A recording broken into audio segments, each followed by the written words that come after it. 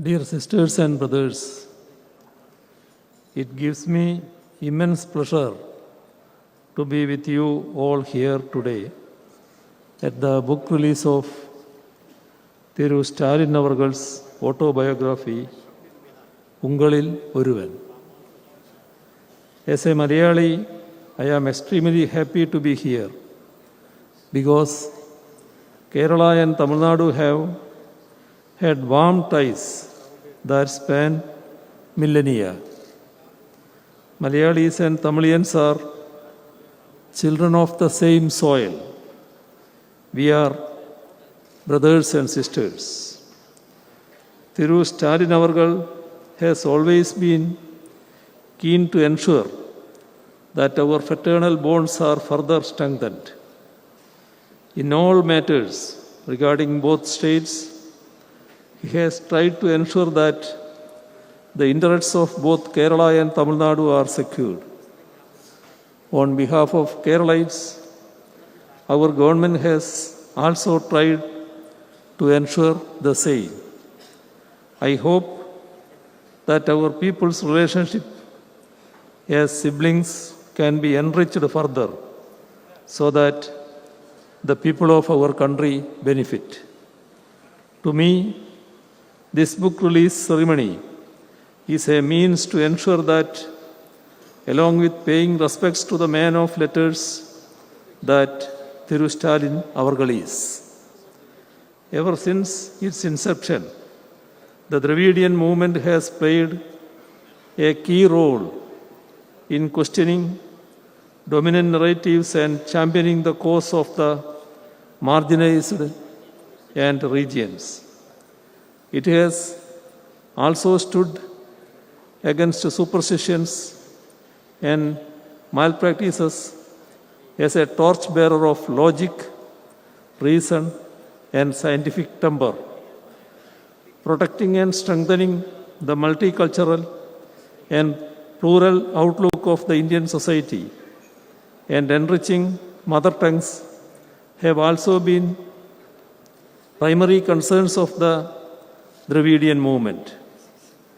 In some senses, this glorious legacy of Dravidian politics mirrors the Renaissance movements that had emerged in various parts of our country. As far as the DMK is concerned, it has been committed to take this heritage forward. Much like it had in Kalaignar Karunanidhi, in Stalin Avargal, the DMK has an able and seasoned leader who has risen from within the ranks of the party and can take it forward, battling the present challenges that our polity and society face. He spent several years as a youth leader before becoming a state-level leader and ultimately taking over the reins of the party. Even as an elected representative, he started right from the grassroots in the Chennai Corporation. Later on, it was after stints as the Minister for Municipal Administration and Rural Development, Deputy Chief Minister, and the Leader of Opposition that he assumed the Chief Ministership of Tamil Nadu. His vast experience in standing with the people at different levels is certainly being reflected in his leadership today, which reminds us of his illustrious father's inimitable style. Stalin Avargal is one among the first in the country who stands up in defense of federalism whenever it comes under attack. When the rights and powers of states are sought to be trampled upon, he stands unflinchingly to secure them. When India's different cultures, languages, and faiths are belittled and sidelined, he is unequivocal in championing them. Such is his deep sense of commitment to our pluralism, federalism, secularism, and Constitution. We are in times when we should stand united for them and in defense of our democracy. Only then can we ensure that the communal and authoritarian powers that hold sway in our country today give way to the progressive, secular, and democratic powers that ought to hold sway if India is to remain free and fair for all its citizens. I am sure that he will continue to fight for the same in the times to come too. Both Thiru Stalin Avargal and I had been imprisoned under draconian laws and tortured during the emergency.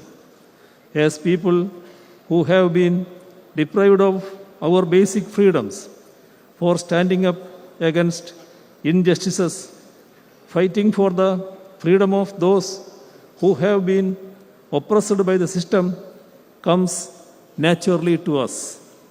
This has been reflected in his interventions for the backward communities and students. He has been in the thick of coordinating the fight against those who are misusing the system to divide us and oppress us. And in that joint fight, he has displayed statesmanship by bringing more allies into its fold and accommodating them based on ground realities.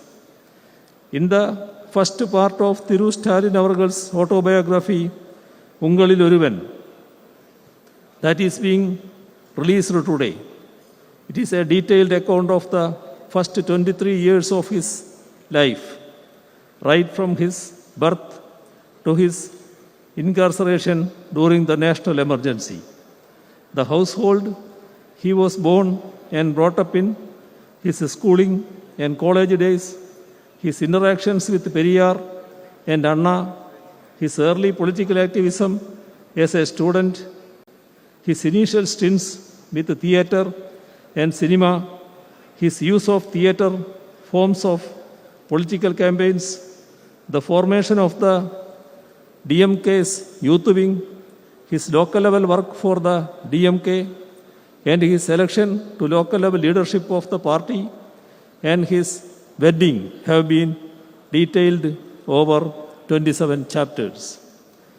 Ungalil Oruvan is not simply an account of the personal life of Thiru Stalin Avargal. It is a first-hand account of the social and political history of the state of Tamil Nadu.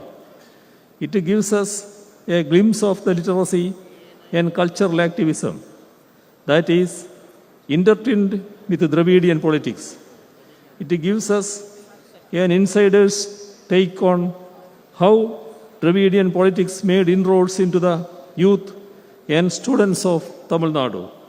It offers insights on the idea of self-respect, a cornerstone of the Dravidian movement. It delves into the struggles organized to protect one's mother tongue and freedom as well, with the churnings in India's polity and society during the 1960s and 70s. Let me conclude by reciting the sage poet Thiruvallur. Let me remember Thiruvallur, a man with a loving heart belongs to another person.